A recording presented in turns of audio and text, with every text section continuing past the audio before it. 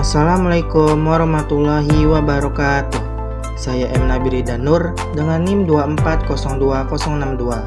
Pada kali ini, saya akan menjelaskan laporan praktikum fisiologi tumbuhan dengan judul pengamatan proses respirasi pada jaringan tumbuhan dengan dosen pengampu yakni Encik Salmiati MPD PhD dengan program studi agroteknologi Institut Teknologi Perkebunan Pelalawan Indonesia.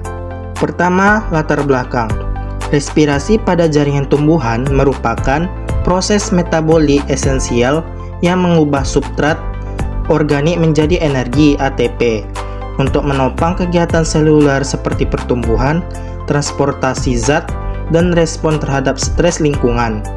Pengamatan respirasi jaringan misalnya daun, akar, atau jaringan buah memberi informasi kuantitatif tentang laju respirasi, respon terhadap perlakuan, suhu, ketersediaan oksigen atau pemberian zat pewarna atau inhibitor, serta perubahan metabolit antara kondisi terang dan gelap.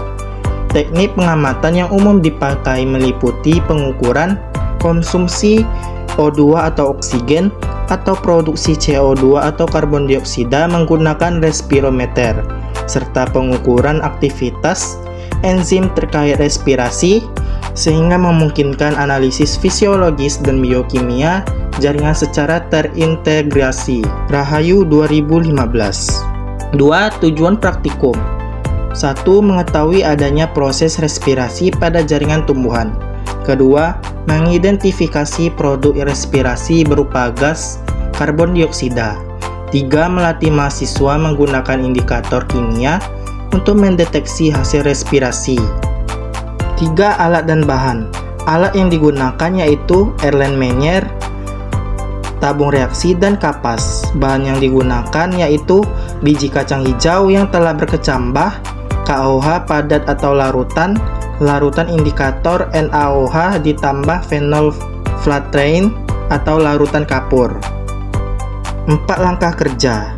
1. Siapkan biji kacang hijau yang telah berkecambah, Erlenmeyer, tabung reaksi, kapas, KOH padat atau larutan, larutan indikator, NaOH ditambah phenolphthalein atau larutan kapur. 2. Masukkan biji berkecambah ke dalam Erlenmeyer. Tutup mulut Erlenmeyer dengan kapas agar tetap ada pertukaran udara. 3. Hubungkan Erlenmeyer dengan tabung uji berisi larutan indikator, kapur atau phenolphthalein. 4. Biarkan beberapa saat hingga terjadi perubahan warna pada larutan indikator akibat terbentuknya karbon dioksida dari respirasi. 5. Bandingkan dengan kontrol Erlenmeyer tanpa biji atau berisi biji mati. 6. Catat hasil pengamatannya. Berikut merupakan dokumentasi langkah kerjanya.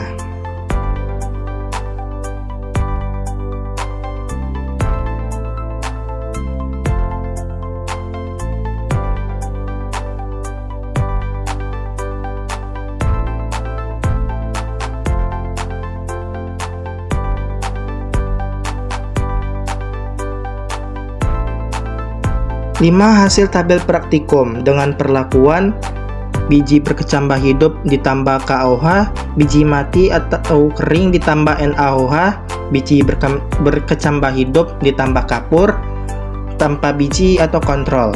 Perlakuannya dalam menit, 5 menit, 10 menit, dan 15 menit. 6. Pembahasan. Berdasarkan hasil pengamatan pada tabel, diketahui bahwa perlakuan biji berkecambah hidup yang diberi larutan KOH menunjukkan perubahan warna pucat menjadi menguning pada menit ke-10 hingga ke-15 disertai adanya uap pada awal dan akhir pengamatan.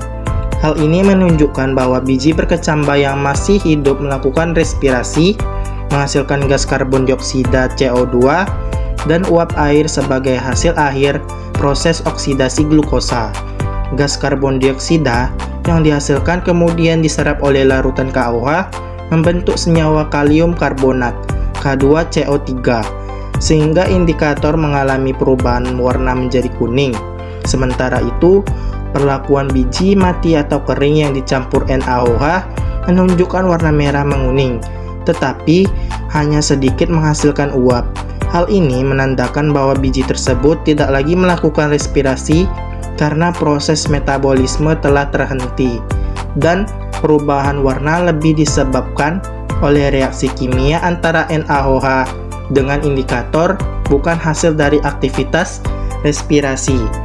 Hidayati 2015. Pada perlakuan biji berkecambah hidup dengan kapur, warna larutan tetap pucat tanpa adanya uap selama seluruh waktu pengamatan. Hal ini karena kapur CaOH2 menyerap karbon dioksida yang dihasilkan, namun tidak menyebabkan perubahan warna signifikan seperti KaOH. Adapun pada perlakuan kontrol tanpa biji, warna larutan tetap pucat dan hanya sedikit memerah pada menit ke-15 dengan muncul sedikit uap yang kemungkinan disebabkan oleh pengaruh lingkungan, bukan respirasi. Dari seluruh hasil pengamatan tersebut, dapat disimpulkan bahwa proses respirasi hanya terjadi pada jaringan tumbuhan yang hidup, ditandai dengan adanya perubahan warna dan uap akibat aktivitas metabolik yang menghasilkan karbon dioksida dan H2O atau air sebagai hasil akhir respirasi. Rahmawati 2014. 7. Kesimpulan. Respirasi pada jaringan tumbuhan merupakan proses penting untuk menghasilkan energi yang dibutuhkan dalam pertumbuhan dan aktivitas sel. Dalam proses ini, glukosa diuraikan menjadi karbon dioksida, air, dan energi ATP yang digunakan untuk menunjang fungsi kehidupan. Dengan demikian, respirasi menjadi tanda bahwa jaringan tumbuhan masih hidup dan aktif secara metabolik. Berikut merupakan dokumentasi kegiatannya. Berikut merupakan daftar pustakanya. Cukup sekian penjelasan saya mengenai pengamatan proses respirasi pada jaringan tumbuhan. Jika ada kesalahan atau kekurangan, mohon dimaafkan. Wabillahi taufiq wal hidayah.